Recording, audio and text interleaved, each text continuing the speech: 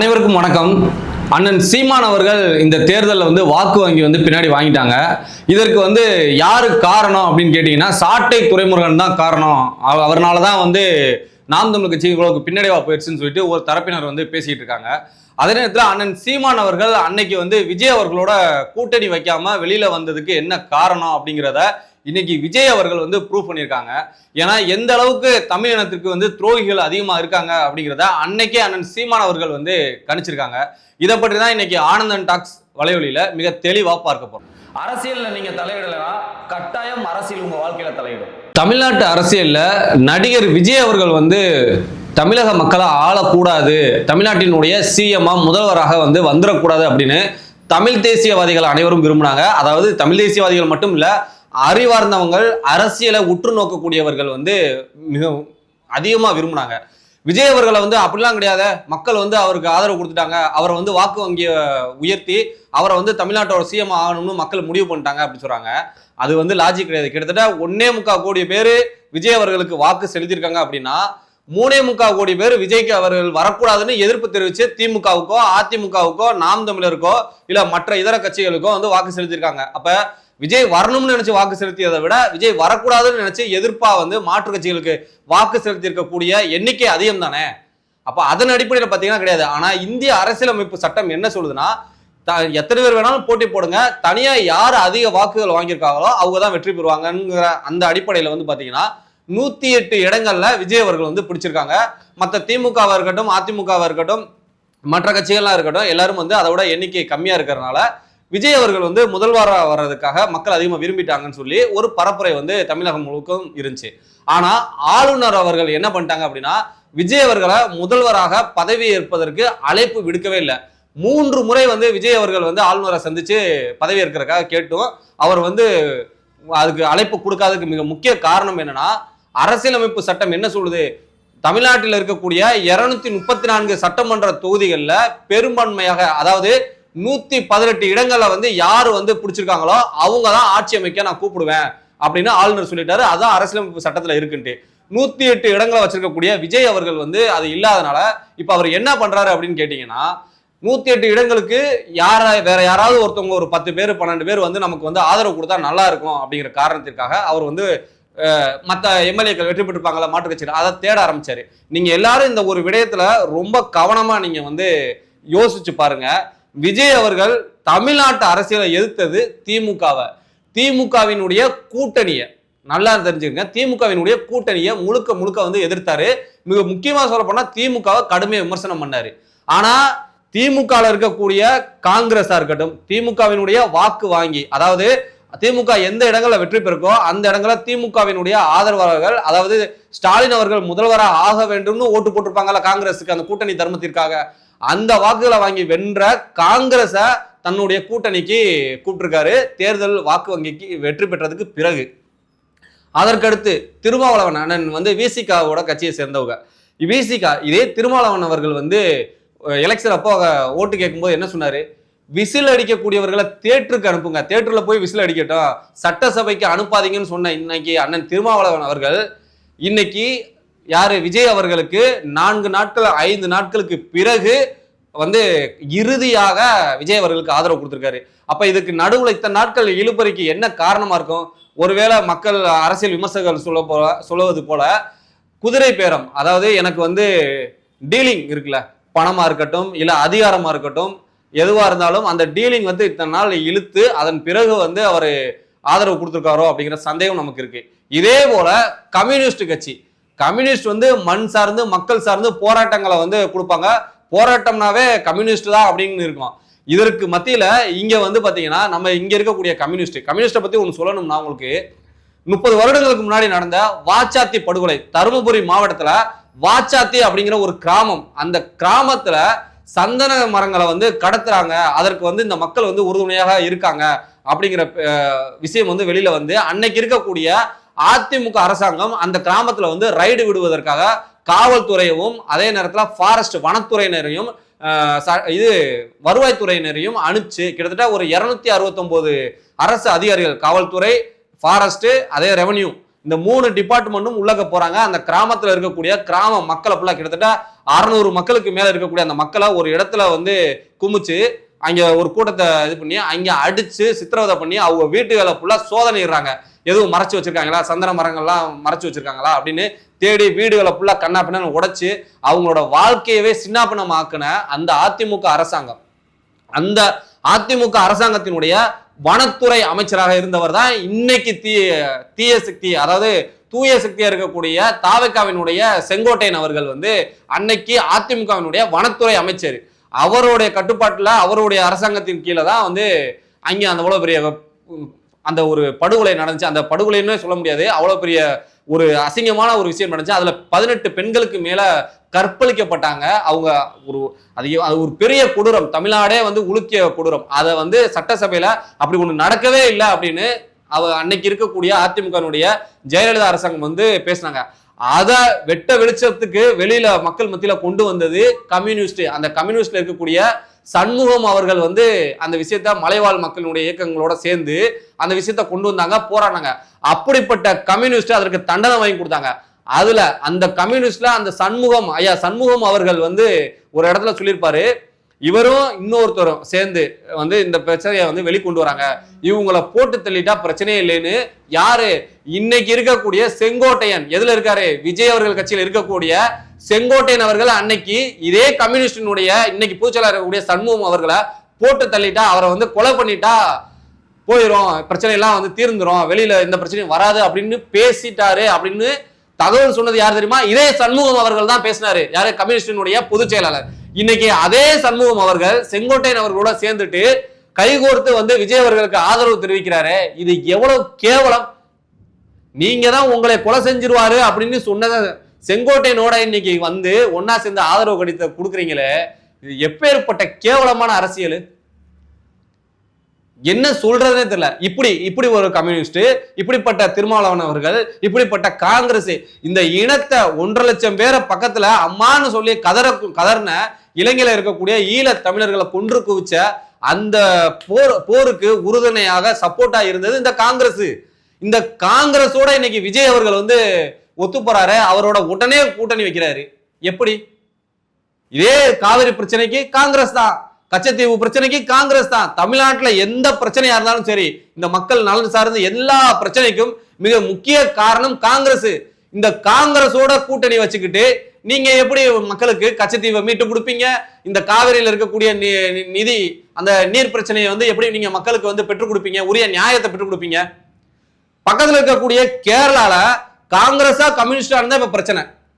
இப்ப யாரு ஆட்சி அமைப்பது? காங்கிரஸ் ஆட்சி அமைப்பதா, கம்யூனிஸ்ட் ஆட்சி அமைப்பதா? அதுலதான் இங்க பிரச்சனை வந்து இன்னைக்கு காங்கிரஸ் வந்து இருக்காங்க. 2 பேரும் பக்கத்துல இருக்கக்கூடிய கேரளால எதிரும் புதிருமா இருக்காங்க. ஆனா இந்த 2 பேரையும் அண்ணன் விஜய் அவர்கள் வந்து 2 பேரையும் தன் இணைப்புல பாக்கெட்ல வந்து ஒரு இணக்கமா வச்சிருக்கிறாருன்னா எப்படி? இங்க தமிழ்நாட்டோட அரசியல் வேற, பக்கத்துல இருக்கக்கூடிய கேரளாவோட அரசியல் வேறனா எப்படி? நாளைக்கு இதே போல காவிரி ஒரு பிரச்சனை வந்து நிக்குது, விஜய் அவர்கள் என்ன ஸ்டாண்ட் எடுப்பாரு? இதற்கு காங்கிரஸ் என்ன நிலைப்பாடு எடுக்கும், கம்யூனிஸ்ட் என்ன நிலைப்பாடு எடுக்கும்? இப்படி முன்னுக்கு பின் எதிரா முரணா இருக்கக்கூடிய அளவுக்கு ஒரு கூட்டணியை வச்சுக்கிட்டு அதன் மூலியமா ஆட்சி அமைக்கிறாரு விஜய் அவர்கள். சரி, ஆட்சி அமைச்சிட்டாரு, வந்துட்டாரு. இப்ப விஜய் அவர்கள் கொடுத்திருக்கக்கூடிய முதல் திட்டம் என்னன்னு கேட்டீங்க அப்படின்னா 200 யூனிட் கரண்ட் ஃப்ரீ. சரிங்க, நல்ல விஷயம். பெண்களுக்கு பாதுகாப்புக்காக ஒரு படை அமைக்கிறாரு, மகிழ்ச்சி, வரவேற்கிறேன்.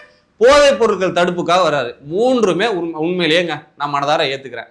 நான் ஒண்ணு உங்களை பார்த்து எல்லாரையும் பார்த்து ஒரே வார்த்தை கேட்கிறேன். கரூர்ல வச்சு அந்த 41 உயிர் போறதுக்கு முன்னாடி இவர் ஒரு பாட்டு படிச்சாரு, ஞாபகம் இருக்கா? பாட்டிலுக்கு 10 ரூபா, பாட்டிலுக்கு 10 ரூபா. அது என்ன அப்படின்னா, இன்னைக்கு ஒயின் ஷாப்ல டாஸ்மார்க்ல வாங்கக்கூடிய சரக்கு, அதாவது அந்த சரக்குக்கு அது வந்து விஸ்கியா இருக்கட்டும், பிராந்தியா இருக்கட்டும், இல்ல பீரா இருக்கட்டும், எதுவா வேணாலும் வச்சுக்கோங்களேன், அந்த பாட்டில் 140 ரூபா எம்ஆர்பி ரேட்டு அப்படின்னா நம்ம வாங்கும்போது 140 ரூபா கொடுத்து வாங்க மாட்டோம், 150 ரூபா கொடுத்து நம்ம குடிகார மக்கள் வந்து குடிமகன்கள் வந்து வாங்குவாங்க. அந்த 10 ரூபா வந்து எக்ஸ்ட்ரா போகுது இல்லையா, அதை தான் பாட்டிலுக்கு 10 ரூபா, பாட்டிலுக்கு 10 ரூபா அப்படின்னு சொன்னாரு. அதனுடைய அமைச்சராக இருக்கக்கூடிய செந்தில் பாலாஜி வந்து ஒவ்வொரு பாட்டிலுக்கும் 10 ரூபா கமிஷன் வாங்கி அதை வந்து அறிவாலயத்துக்கு திமுகவோட ஆளுக்கு 50-50 வந்து பகிர்ந்துக்கிறாங்க அப்படிங்கிற விமர்சனத்தை மறைமுகமா சொன்னாரு. இன்னைக்கு இதே விஜய் அவர்களுடைய வாக்கு வங்கியை எண்ணும் போது, அதாவது மே 4ஆம் தேதி வாக்கு வங்கியை எண்ணும் போகும்போது டிவி சேனல்லாம் உட்காந்து ஒரு டிபேட் நடக்குது, அந்த யாரு வெற்றி பெறுவா என்னன்னு. அப்போ இருக்கக்கூடிய இந்த தாவேக்கா விஜய் அவர்கள் வந்து முன்னணியில வரும்போது அங்க இருக்கக்கூடிய விஜயோட ஆதரவாளர் ஒருத்தர் டிவியில பேசுறாரு. அவர் என்ன சொல்றாரு அப்படின்னு கேட்டீங்கன்னா, அவ்வளவுதான் விஜய் மெஜாரிட்டியில வந்துட்டாரு, அதனால பாருங்க உடனே ஒயின் ஷாப் முழுக்க எல்லாருமே அந்த பாட்டுக்கு வந்து 10 ரூபாய் எக்ஸ்ட்ரா வாங்குறதா உடனே கட் பண்ணிட்டாங்க. அப்படிப்பட்ட விஜயோட ஆட்சி வரப்போகுதுன்னு தெரிஞ்சோடனே பாருங்க ஒயின் ஷாப்ல 10 ரூபாய் எக்ஸ்ட்ரா வாங்குறத நிப்பாட்டிட்டாங்க அப்படின்னு ஒருத்தர் வந்து அங்க விஜயோட ஆதரவாளர் பேசுறாரு. அதற்கு அந்த நெறியாளர் என்ன சொல்லியிருப்பாருன்னு நினைக்கிறீங்க? நல்லா யோசிச்சு பாருங்க. அது உண்மையா பொய்யா? உங்க யாருக்காவது ஏதாவது தெரியுமா? கரெக்டா மே 4ஆம் தேதி ஒயின் ஷாப் முழுக்க தமிழ்நாட்டுல ஓட்டு என்றதுனால லீவு. ஆனா இந்த தற்குறி, அதாவது தாவேக்காவினுடைய ஆதரவாளர் டிவியில பேசுறாரு, மதியம் வந்து ஒயின் ஷாப் முழுக்க 10 ரூபாய் எக்ஸ்ட்ரா வாங்குறத கட் பண்ணிட்டாரு. அந்த நெறியாளர் பார்த்து கேட்கிறாரு, ஏங்க இன்னைக்கு ஒயின் ஷாப் லீவு, எந்த ஒயின் ஷாப்ல எக்ஸ்ட்ரா 10 ரூபா வாங்குவாங்க அப்படின்னு. இப்பேற்பட்ட ஒரு தற்குறி, நம்ம என்ன பேசுறோம் அப்படின்னு தெரியாம முன்னுக்கு பின் முரணா பேசக்கூடிய நபர்களை வச்சுக்கிட்டு எதையுமே சிந்திச்சு பேசுறது கிடையாது, நடைமுறையில என்ன இருக்குன்னு பேசக்கூடாது. நான் வந்து அதை செஞ்சிருவேன், நான் வந்து இதை செஞ்சிருவேன் அப்படின்னு. இன்னைக்கு சிஎம் அவர்கள் என்ன சொல்றாரு, நிதி வந்து சுத்தமா இல்ல, எல்லாத்தையும் வலிச்சு தொடச்சு நக்கிட்டு போயிட்டாங்க. இதுக்கு முன்னாடி இருந்த ஸ்டாலின் அவர்களே சொல்றாருன்னு வச்சுக்கோங்களேன், பண்ணிட்டு போயிட்டாங்கன்னு. இது உங்களுக்கு தெரியாதா? இத்தனை லட்சம் கோடி ஏற்கனவே கடல்ல இருக்குன்னு ஏற்கனவே சொல்லிட்டு இருந்தாங்களே, இப்பதான் உங்களுக்கு தெரியுதா அப்படின்னா, இப்பதான் அவருக்கு தெரியுது. ஏன் தெரியுது அப்படின்னா, அவர் போட்டிருக்காருல ஸ்கீம், நாங்கள் வந்தால் தாவைக்கு ஆட்சி அமைத்தால் உடனே பெண்களுக்கு 2500 ஓவா வந்து நாங்க போடுவோம் அப்படின்னு போட்டிருக்காரு. அதே போல ஒவ்வொரு வீட்டுக்கும் தாய்மாமன் சீர் போல நான் வந்து செய்வேன், பெண்களுக்கு வந்து திருமணம் நடக்க போகுது அப்படின்னா 1 பவுன் நகையும் அவங்களுக்கு பட்டுப்புடையும் கொடுக்குறேன்னு, இப்படி அனைத்து பெண்களுக்கும் வந்து அரசு பேருந்துகள், அதாவது இங்க இருக்கக்கூடிய தமிழ்நாட்டுல ஓடக்கூடிய அரசு பேருந்துகள் அனைத்தும் இலவசம் அப்படின்னு இந்த மாதிரி வந்து திட்டத்தை வந்து கொடுத்துருக்காரு இல்லையா. அப்ப நாளைக்கு இங்க வந்துட்டு, அண்ணே நீங்க ஆட்சி அமைச்சு 1 மாசம் ஆச்சுனே, அண்ணே நீங்க ஆட்சி அமைச்சு 1 வருஷம் ஆச்சுனே, இன்னும் எதுவுமே செய்யலையேனே அப்படின்னு இந்த மக்கள் கேட்டக்கூடாதுன்னு கஜானா எம்டியா இருக்கு, அதுல வந்து நிதியே இல்லை, இந்த திமுக அரசாங்கம் வந்து எல்லாத்தையும் வலிச்சு நக்கிட்டு போயிருச்சு அப்படின்னு இப்பயே ஒரு போட்டு வச்சிருக்காரு.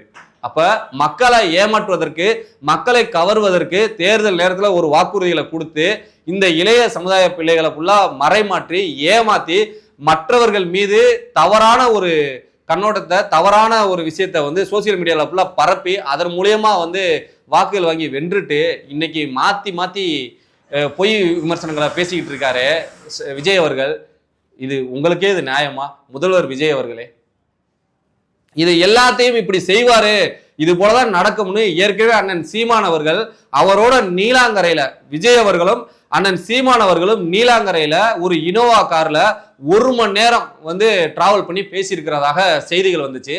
அந்த டிராவல்ல அண்ணன் சீமான் அவர்களும் விஜய் அவர்களும், அண்ணே சென்ட்ரல் இருக்கக்கூடிய ஏதாவது ஒரு கட்சியோட நம்ம வந்து இணக்கமா இருக்கணும், அது வந்து நான் காங்கிரஸை விரும்புறேன் அப்படின்னு வந்து விஜய் அவர்கள் சொல்லியிருக்காங்க. அப்ப அண்ணன் சீமான் அவர்கள் அது நம்மளோட இனத்தினோட துரோகிடா, அவரோட எப்படி நம்ம வந்து இருக்க முடியும் சொல்லிட்டு விஜய் அவர்கள்ட்ட பேசும்போது, இல்லைன்னா வேற வழி இல்லை, நான் ஏதாவது ஒரு கட்சியோட மேல இருந்தா மட்டும்தான் நான் இங்க கட்சியை ரன் பண்ணி கொண்டு போக முடியும், நான் வந்து அடுத்து சர்வே பண்ண முடியும் அப்படின்னு சொல்லி கேட்டிருக்காரு. அண்ணன் சீமான் அவர்கள் வந்து பிஜேபியும் அவருக்கு வந்து மனித குலத்தின் எதிரியா விமர்சனம் வைப்பாரு, அதே போல இனத்தை கொண்டு வச்ச துரோகி வந்து காங்கிரஸ். அப்ப இந்த 2 பேரோடையும் வந்து நம்ம செயல்பட உங்களோட வந்து இணக்கமா இருக்க முடியுங்கிறதுனால விஜய் அவர்களோட உறவை, அந்த பயணத்தோடைய அரசியல் உறவை மட்டும் கட் பண்ணிட்டு, என் தம்பியா நீ வந்து இந்த பயணத்துல போ அப்படின்னு சொல்லி வெளியில அரசியல் பயணத்துல மட்டும் கட் பண்ணிட்டு வெளியில வந்தாரு.